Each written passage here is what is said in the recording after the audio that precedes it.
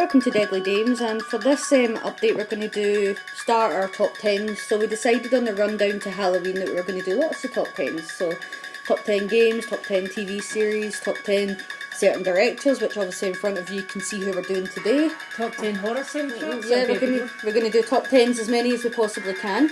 Just before we get started, I want to do a quick thank you to Aaron Pine. I keep getting his surname wrong. He gave us a very kind shout out, and I think probably because of that shout out we now have more than 100 subscribers, so thank you to all the people that have subscribed so far as well. It is appreciated. We really do love talking about horror and films, and we really do enjoy talking to other people that love these things as much as we do. But we'll get started. So today we've decided to do our top 10 John Carpenter films. So we have tried our best to focus on mainly the horror ones, however there are a couple of non-horror ones that have snuck in there just because they are so good. So at position 10, we have got Christine. So I actually feel that Christine's a bit of an underrated John Carpenter movie. I think that it's one of those movies that a lot of people don't tend to associate John Carpenter with, but you probably should give it a go if you are a fan of his work, because it has all the John Carpenter trademarks in this. So a lot of suspense in it. I do think the acting in it's pretty good as well, even though it's got the chick from Baywatch in it. And you did. Alright, and it's obviously got John Carpenter's music in there as well. A lot of rock and roll music in it because of when it's set, but it is still a very good film. And can't think of anything else to say, so get me over the next one. I think if you love Stephen King films or adaptations of Stephen King films, then you should definitely give Christine a go. There are a couple of Stephen King adaptations aren't that great, but this one is very, very good, though it is, as Maddie said, underrated. So next is In the Mouth of Madness. Now I really do wish that we got a decent release of In the Mouth of Madness in the UK. As you can see, I've got a Spanish edition because we have never had a decent release on DVD or Blu-ray. Do VHS, but we don't have DVD or Blu-ray. In the Mouth of Madness is a fantastic film. It's very creepy. Sam Neill is fantastic in this. I love the looking scene where everything keeps playing round and round. I think if you're a fan of Sam Neill, this movie probably worked really well in a double bill with something like Event Horizon, because he goes mad in both those films, and I think they just would work very well together. I do wish, as I said, that this movie had a better release, because it does deserve it. It is a movie that plays a lot on paranoia, which is quite a common theme in a lot of John Carpenter's movies, but I think it deserves to have a bit more treatment than what it has. And if you haven't seen In the Mouth of Madness, you can, as I said, get the Spanish edition and give it a go, but it is a film that, if you love John Carpenter, you want to see this one. And then we've got Ghosts of Mars, which is another underrated John Carpenter film. A lot of people wouldn't even put this in their top 10, but I think it deserves to be there because it is just a fun, easy to watch, bloody, lots of action movie, and it's got Pam Grier in it. So I mean, you got to love it when Pam Grier's in the thing. So don't get me wrong, the cast for this isn't the best cast, but as I said, it's got a lot of good effects. It's got like people that have gone tribe possessed. They're both possessed from the Ghosts of Mars, but they've gone tribal and they've gone savage, and they're killing lots of folk. And I know movies about Mars don't always do that great, but I actually really do enjoy watching Ghosts of Mars. I find it an easy watch. In fact, I'm going to watch it after this video because it's been a while since I've seen it, and that is why I think it deserves to be on the top 10. And then next we've got Prince of Darkness. Now I love Prince of Darkness. I know you weren't so keen on it the first time that you seen it, but I just think you weren't in the mood to watch Prince of Darkness, because again, it's quite similar to The Thing and some of his other movies, in that it plays a lot on paranoia. So the main characters are all stuck inside a building, and one by one they're being, I want to use the word possessed, but technically it's taken over, and you don't know who until it's too late. I think Donald Pleasance is great in this, and I love that Donald Pleasance started off as not really wanting to be in Halloween. If you've watched the making of it, they I think he was quite reluctant to star in it, to then being, well, pretty much in every Halloween movie that came after, and then starring in this and Escape from New York, and he's in so many horror films after this. But I love Donald Pleasance in this, and I think it's a movie that does deserve more people watching it. It's got some really amazing effects in it, like the mirror scene, and I love the ending to Prince of Darkness. I'm not going to give it away, but I absolutely adore the ending to Prince of Darkness. Next, They Live. Yeah, They Live, okay, you could probably argue that They Live isn't a horror film, because it's John not. Carpenter film, and that's what we're doing. It is, but it's about aliens, and there's loads of fighting in it, and I think it's a very funny, really, really comedic film. I love that it's all about, well, advertising and how there's subliminal messaging, and I mean, I love when he puts on the glasses, he can suddenly see all of the subliminal messages, so obey, and things like that written everywhere, and when he puts on these glasses, and I love how it's cool 80s glasses, that he can actually see the aliens. It's got one of the longest fights ever between in it. Rowdy Roddy Piper and Keith David. I did this earlier when we were talking about Meg Foster. I said Meg Ryan was hot and you were killing yourself laughing.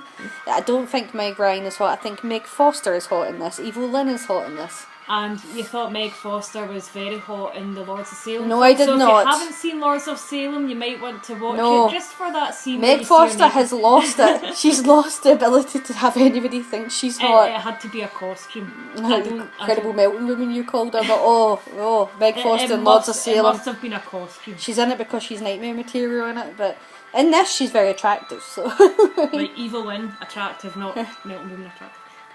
Right, and then we've gone on to Escape from New York. So Escape from New York is a classic. It's got a great storyline. So it's a good storyline, but very simple. So basically, it's in the future, and crime is overrun. And instead of developing the purge, they make New York into a giant prison. So everyone who commits a crime goes to New York. This movie follows Snake Plissken, who's a bit of a dimwit hero, into New York to save the president because his plane's crashed in there, and he's blackmailed into doing it because they inject him and tell him that if he doesn't get the president back within a certain time scale he's going to die, and it's basically just following his mishaps as he tries to save the president. But I think Kurt Russell and John Carpenter work extremely well together. They're just two guys that seem to just work perfectly in harmony with each other. And I love Escape from New York. I actually quite enjoy Escape from LA as well, which a lot of people would say, how dare you, because they don't like it. But I think Bruce Campbell's excellent in that as the surgeon. But I would love to see more escape films with Kurt Russell in it. I just really like Kurt Russell and I really like John Carpenter, so I would like to see them do another escape film. So the next movie has Kurt Russell in it again. So it's got Big Trouble in Little China. It's a very funny film, Big Trouble in Little China, and it's got a lot of great monsters in it. It's obviously got the floating head with the eyeball nose and the big hairy guy that kidnaps Kim. I always get her name wrong. Cattrall. So basically the storyline to this is oh my god, Jack Burton, who is naming right out of my head because I had Snake Plissken in there, but he's a truck driver. He gets pulled into this adventure because his friend's girlfriend gets kidnapped, and then a woman that he fancies gets kidnapped because they have blue eyes. Is it green eyes? It's green eyes. Yeah, so they get kidnapped because they've got green eyes, and they have to go in and save them. So they set Jack Burton up as if he's the hero, but actually he does everything wrong. Everything that could possibly go wrong, it goes wrong. It's actually his friend who's the hero. And I love the scene where he kisses Kim Cattrall. Did I get the name right this time? Kisses Kim Cattrall's character, and he's literally got lipstick all over his face, smeared everywhere.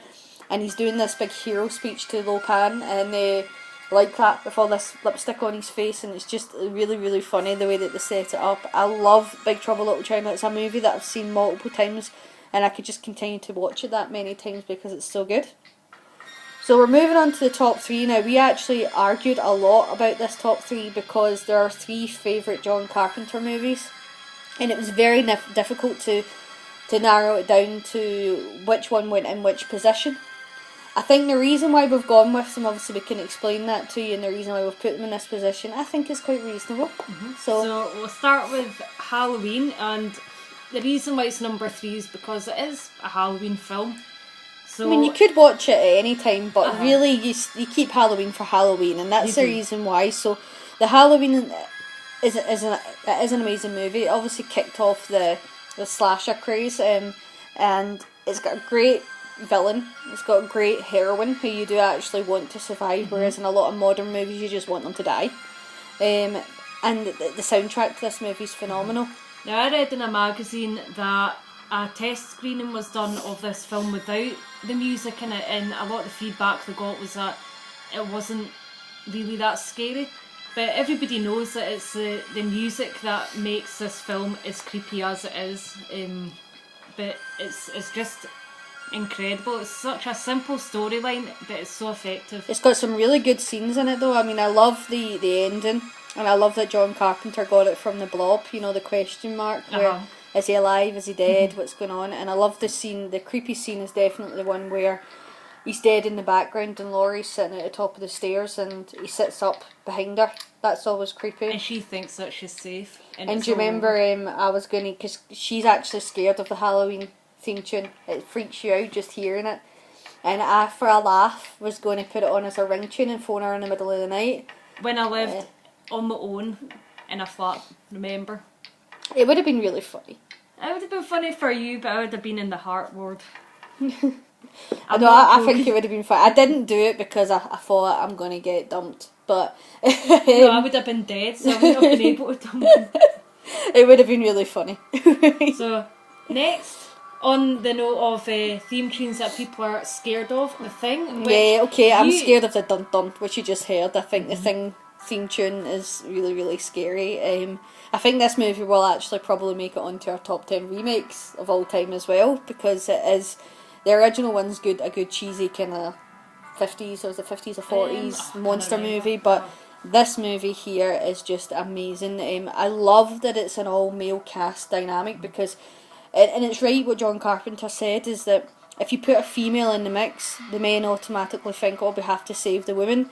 So I love how it's just all men and they're all out for themselves, they all want to save themselves, and that just made the dynamics of the movie so much more different. Sometimes when they throw like in the remake of The Thing, I know that they didn't have like a...